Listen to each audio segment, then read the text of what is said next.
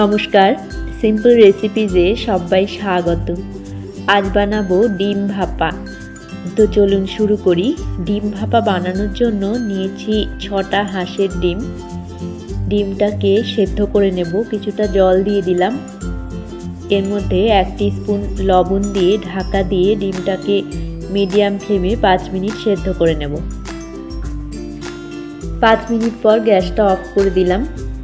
ঠান্ডা হলে ডিমের খোসাগুলো ছাড়িয়ে নেব। খোসা ছাড়িয়ে নিয়েছি। এবারে একটা মিক্সিং জারে 1 টেবিল স্পুন কালো সর্ষে, 1 টেবিল স্পুন হলুদ সর্ষে, 1 টেবিল স্পুন পোস্ত, 6-7টা কাজু, কিছুটা লবণ দিয়ে শুকনো গুঁড়ো করে নিলাম। এবারে এর মধ্যে হাফ কাপ টক দই, 4টে কাঁচা লঙ্কা ছোট টুকরো করে নেওয়া, হাফ টিস্পুন হলুদ গুঁড়ো, হাফ টিস্পুন চিনি দিয়ে একটা মিহি পেস্ট করে নেব। একটা টিফিন বক্স নিয়েছি, এতে মিক্সিং জারের মশলাটা ঢেলে দিলাম। মিক্সিং জার ধোয়া জল দিয়ে দিলাম কিছুটা লবণ দিয়ে দিলাম স্বাদ মতো, 1 টেবিল স্পুন কাঁচা সর্ষের তেল দিয়ে দিলাম, দিয়ে ভালো করে মিশিয়ে নেব।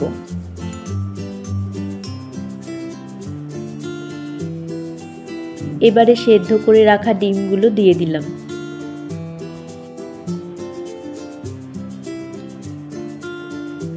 ভালো করে মিশিয়ে নেব মশলার সাথে ডিমগুলোকে।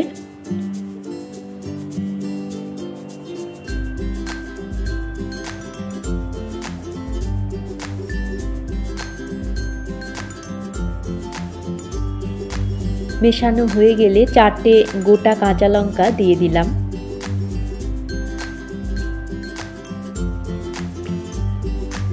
সব কিছু ভালো করে মিশিয়ে নিয়ে ঢাকা দিয়ে দেব। এবারে গ্যাসে একটা কড়াইতে একটা খাবার রাখা স্ট্যান্ড বসিয়েছি। এর মধ্যে কিছুটা জল দিয়ে দিলাম।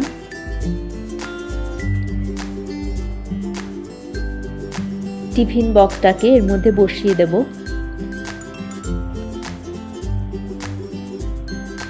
দিয়ে ঢাকা দিয়ে মিডিয়াম ফ্লেমে 10 মিনিট ভাপিয়ে নেব। 10 মিনিট পর গ্যাসটা অফ করে দেব। এই অবস্থায় 5 মিনিট রেখে দেব গ্যাসটা অফ করে।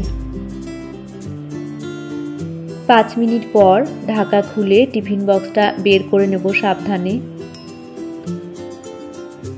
ঢাকাটা খুললাম। আমাদের ডিম ভাপা তৈরি হয়ে গেছে। সার্ভ করব গরম ভাতের সাথে। রেসিপি ভালো লাগলে আপনারাও এইভাবে বাড়িতে বানিয়ে দেখতে পারেন। আশা করি আপনাদেরও ভালো লাগবে। সবাইকে ভালো থাকার শুভেচ্ছা জানিয়ে আজকের মতো এখানেই শেষ করছি। দেখা হচ্ছে পরবর্তী পর্বে। ধন্যবাদ।